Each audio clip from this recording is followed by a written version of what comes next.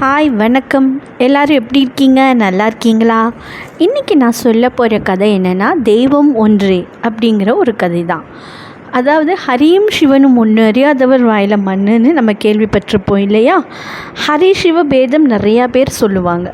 ஆனால் அவங்க ரெண்டு பேருமே ஒன்று தாங்கிறத விளக்குற ஒரு சம்பவம் தான் இந்த கதை. பார்க்கலாமா? பண்டரிபுரத்தில் நரஹரின்னு ஒரு பொற்கொள்ளர் இருந்தாராம். ஆனால் அவர் ரொம்ப தீவிரமான சிவபக்தராக இருந்தாராம். அவர் இருக்கிறது இங்கே பண்டரிபுரம், அது விஷ்ணுவோட ஸ்தலம்.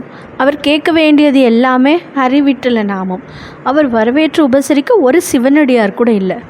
அதனால் அவர் என்ன பண்ணுவாரா, ரொம்ப ஒரு வெறுப்பாக காதை பொத்திக்கு வாரான். ஹரிவிட்டல நாமம் கேட்டால் காதை பொத்திக்கு வாரான். கோயிலை சுற்றி தான் போவாராம். மறந்து கூட கோயில் பக்கமாக உள்ளே போயிடவே மாட்டாராம். இப்படி இருக்கிறப்போ ஒரு நாள் ஒரு பக்தன் தன்னோட வேண்டுதல் நிறைவேற்றுறதுக்காக பண்டரிநாதருக்கு ஒரு அரைஞான் செய்து தர சொல்லி கேட்டாராம். உடனே நீயும் அந்த விக்கிரகத்தோட அளவை கொண்டு வந்து கொடுத்தா நான் செஞ்சு கொடுக்குறேன் அப்படின்னு சொன்னாராம்.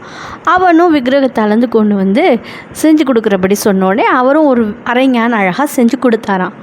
அதை கொண்டு போய் இந்த பக்தன் அங்கே கொடுத்தா அது பண்டரிநாதருக்கு சின்னதாக இருந்ததாம்.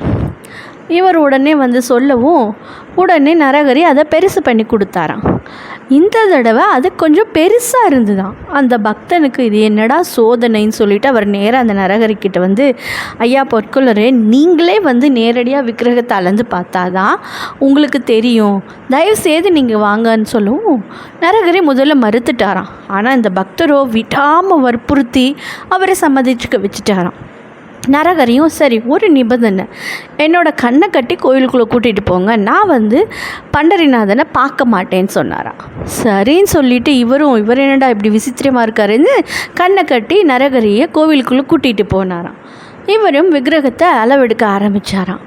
பார்த்தா இடையை தொட்டு பார்க்குறாரு, அங்கே புலித்தோல் இருக்குது. இது என்னடா, பண்டரிநாதனுக்கு இடையில் பட்டு பீதாம்பரம் இது புலித்தோல் இருக்கிற மாதிரி இருக்கேன்னு சந்தேகத்தோடு எல்லாத்தையும் தொட்டு பார்க்குறாரு. கையில் பார்த்தா உடுக்கை இருக்குது, திரிசூலம் இருக்குது. இது என்னடா, நம்ம சிவனா அப்போ எங்கே இருக்கிறதுன்னு வேகமாக கண் கட்டாவத்து பார்த்தா அப்போ பண்டரிநாதன் இருக்காராம், பட்டு பீதாம்பரத்தோட சங்கு சக்கரத்தோட. மறுபடியும் கண்ணை கட்டிட்டு விக்கிரகத்தை தொட்டு பார்த்தா சிவனுக்குரிய அதே சின்னங்கள் தான் தெரியுதான். இது என்னடா, அப்போ தான் அந்த நரஹரிக்கு புரிஞ்சுதான், நம்மளோட அறியாமையினால இத்தனை நாள் அப்படி இருந்திருக்கோமே.